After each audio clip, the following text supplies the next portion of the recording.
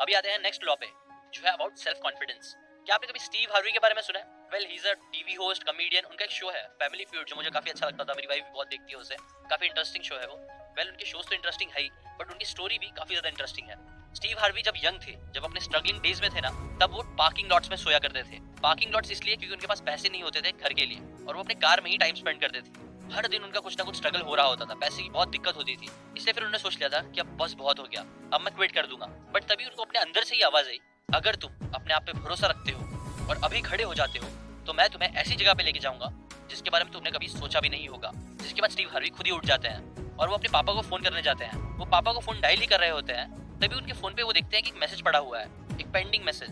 जिसे वो खोलते हैं तो उन्हें पता चलता है कि जो मैसेज है ना, वो अपोलो शो का है, जो चक सटन का है।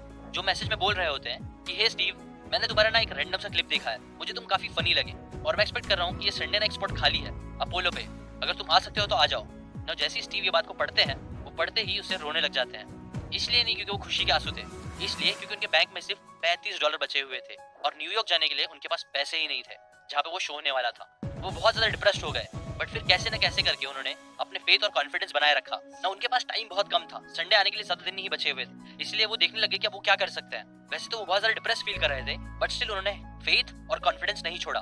जिसके बाद फॉर्चुनेटली उन्हें एक मैसेज आया जिसमें लिखा हुआ था कि hey Steve, this is Tom from Comedy Caravan. और उन्होंने उन्हें एक गिग का ऑफर दिया जिसके लिए उन्हें $150 मिलने वाले थे।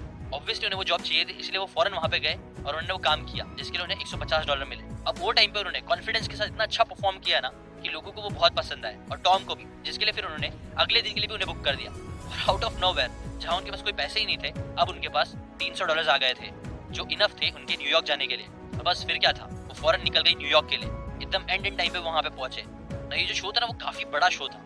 यहाँ पे कई सारे बड़े बड़े स्टार्स आए हुए थे, जैसे ड्वेन जॉनसन, रॉक के नाम से जो जाने जाते हैं, greatest comic of all time जाने वाले जेमी फॉक्स। ये सब लोगों ने वहाँ परफॉर्म किया था, और एक्चुअली ये सब लोगों को लोगों ने बू कर दिया था, मतलब लोगों को परफॉर्मेंस लोगों की पसंद नहीं आई थी। अब ऐसे टाइम पे जब जहाँ बड़े बड़े दिग्गज लोग हार चुके हैं, वैसी जगह पे स्टीव जैसा अननोन इंसान कैसा परफॉर्म कर सकता?